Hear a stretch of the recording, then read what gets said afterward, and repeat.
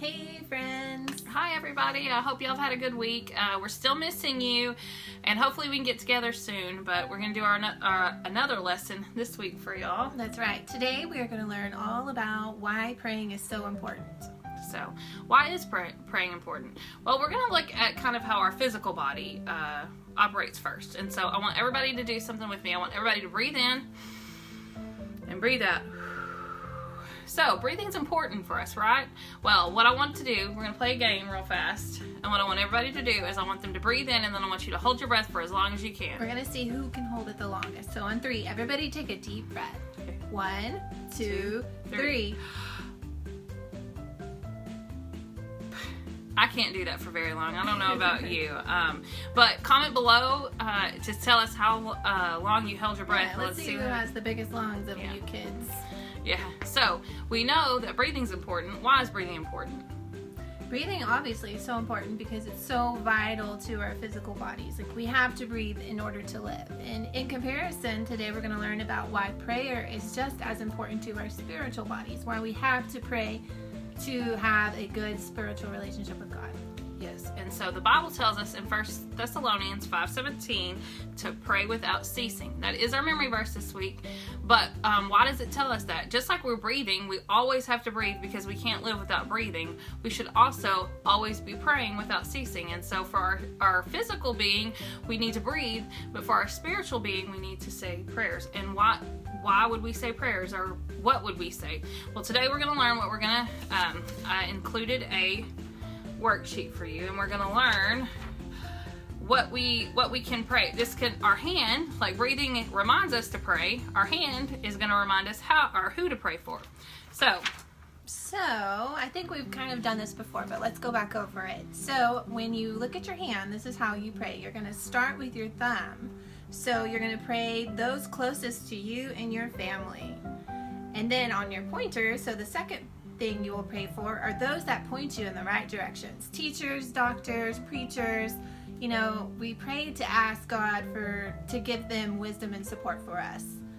On the middle finger, your tallest finger, you're going to think of those who lead you, those who lead the country. Or ahead of you, or over the...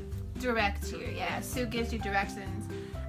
We're going to ask God that they give them wisdom and guidance so they can direct you correctly.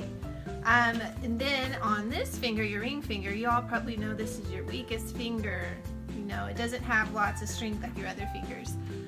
So that reminds us to pray for those that are weak, that are in trouble or in pain, ones that we cannot pray too much for them. You know, they really need our prayers because they are the weakest. And then the very last one, your smallest little finger, your pinky, is to remind us that pray for ourselves and our own needs. So, to go over that one more time, you pray for those closest to you, and then you pray for the ones that point you in the right direction. You're going to pray for the tallest leaders of the country, of your family, of your church. Pray that God gives them guidance and wisdom. And then the ring finger, you're going to pray for the weak ones, the sick ones, all the people that really need help. And then lastly, pray for yourself and your own needs. So that's fun. That's a really easy way to think about prayer simply and how and who to pray for. And then on your sheets, if you want, you could put the names of people that you want to pray for on each finger.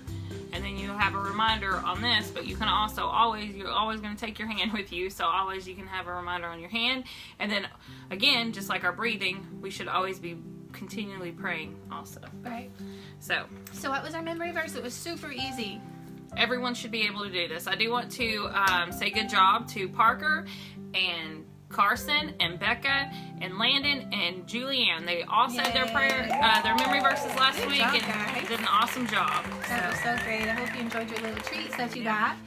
So this week we want to see everybody participating because it's a super simple memory verse, which is 1 Thessalonians 5:7. Pray without ceasing. And I didn't go over it. If you don't know what ceasing means, that means pray without stopping. So always be praying. Just we should have covered that. You always breathe. You always pray. That's right. And so lastly, we didn't have a real big craft this week. We're just going to do another little praying hands. And what you can do is I gave you a piece of construction paper. And what you're going to do is you're going to put your hands like this and down on there, and you're going to trace them. And then you're going to cut them out kind of like this. and then you just fold them, and then you'll have your own little praying hands, and what you can put inside is anybody that you want to pray for or anything that you need to ask for, and then that's just another reminder of how you can pray and what you can pray for. That's right. Great. So don't forget to show us your memory verse on video and do your little craft. We love to see the pictures. Hopefully we'll get together in the next few weeks in live and teach, but if not, we'll see you guys back here then. All right, and don't forget to say your prayers. And yes. Okay. Bye, guys. Bye.